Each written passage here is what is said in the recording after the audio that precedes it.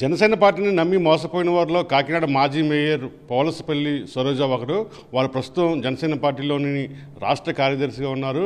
అయితే జనసేన పార్టీ మీద తీవ్ర విమర్శలు చేస్తూ ఆమె ఆ పార్టీకి రాజీనామా చేశారు. ప్రస్తుతం దీని మీద మాట్లాడేందుకు సరోజ మనతో ఉన్నారు. మేడం చెప్పండి, ఇవాళ జనసేన పార్టీకి రిజైన్ చేశారు, తీవ్ర స్థాయిలో ఆరోపణలు చేశారు. ప్రధానంగా ఏ కారణాల వల్ల మీరు రాజీనామా చేశారు?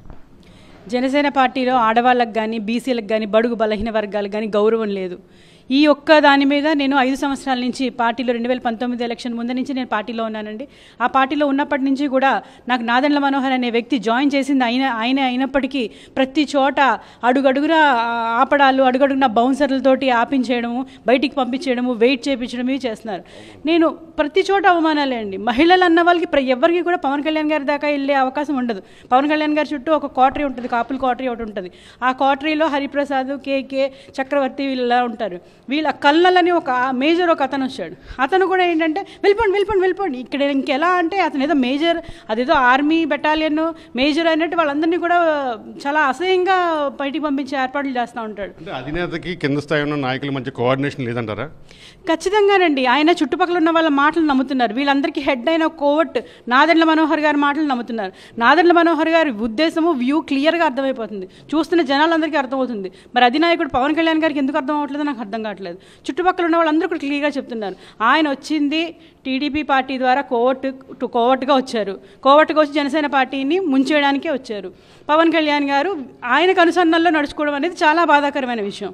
ఆయన నాదెండ్ల మనోహర్ గారికి అనుసరణల్లో పార్టీని నడపడము, మరి బడుగు బలహీన వర్గాలకి పెద్దపీట వేస్తాము, కాపులుగా పెద్ద అన్నపాత్ర తీసుకుని సెట్టిబలిజులకి మిగతా వీసీ కులాలకి పెద్దపీట వేస్తాము, మేము పెద్దన్న పాత్ర వహిస్తామని చెప్పి చాలా మీటింగ్స్లో ఉదరకొడతా ఉంటారు.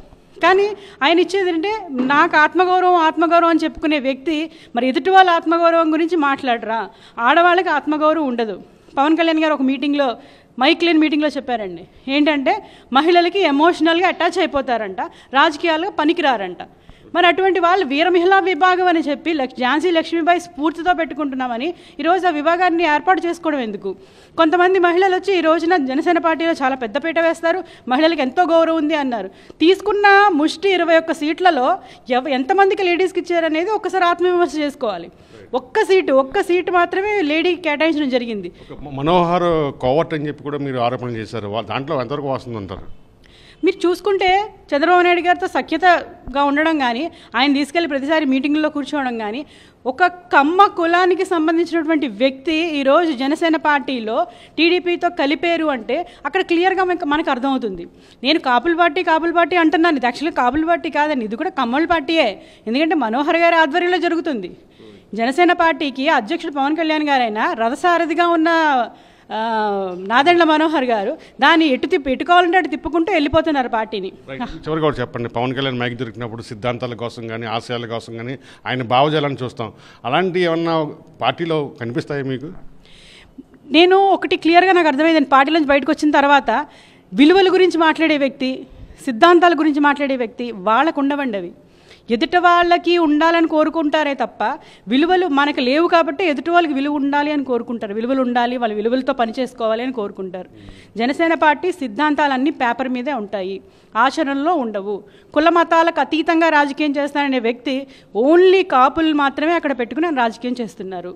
అది కాపు పార్టీ. చాలామందికి బాధ వచ్చేస్తుంది, ఇది కాపు పార్టీ అంటున్నారు, మీరు పార్టీ వీడితే వీడిపోండి, వేరే పార్టీకి వెళ్తే వెళ్ళిపోండి, మరి కాపు ముద్ర వేయొద్దంటున్నారు. నన్ను రాష్ట్ర కార్యదర్శిగా మిమ్మల్ని చేశారు, అప్పుడు మీకు కాపు గొర్రెం అని గుర్తురాలేదా అంటున్నారు. నేను చేసిన పదవి ఒక క్యాబినెట్ హోదా మేయర్తో పోలిస్తే రాష్ట్ర కార్యదర్శి అనే పదవి ఒక తుచ్చమైన పదవి.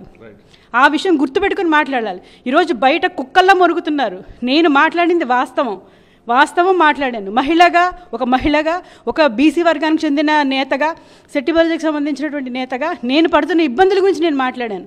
వాటి గురించి మాట్లాడుతూ కురువృద్ధులను చెప్పుకునేటువంటి జనసేన నాయకులు ఈరోజు కాకినాడ రూరల్లో ఒక మొసలి కుక్కకి ఇచ్చారు చూసారా, ఏం బయట మొరుగుతున్నాడు చూసారా, అతనికి మనస్సాక్షి అనేది ఉండాలి.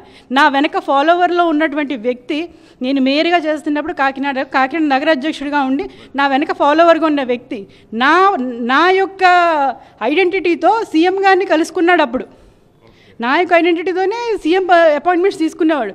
ఇప్పుడు నాకేదో అండగా ఉన్నారని పక్కన ఉన్న కుక్కలు కూడా మొరుగుతుంటే ఇది ఏ రకంగా తీసుకోవాలో నాకు అర్థం కావట్లేదు. ఇది మనం చూస్తున్నాము. జనసేన పార్టీ మీద అయితే సరోజ తీవ్ర స్థాయిలో విమర్శలు చేస్తున్నారు. ముఖ్యంగా జనసేన పార్టీకి కానీ అధినేత పవన్ కళ్యాణ్ కానీ ఆశయాలు సిద్ధాంతాలనే లేవు, కేవలం పేపర్ మీద వరకే అది పరిమితం. ముఖ్యంగా ఆ పార్టీలో ఉన్నటువంటి మహిళలకి ఎలాంటి గౌరవం కూడా లేదు, ఎన్నో అవమానాలను ఎదుర్కొన్నామని, అందుకే పార్టీని వీడి బయటకు వచ్చని చెప్పి కూడా సరోజ చెప్తున్న పరిస్థితి. వీడియో జర్నలిస్ట్ వెంకటరామ్తో కలిసి కరస్పాండెంట్ రాజు, సాక్షి టీవీ, కాకినాడ నుండి.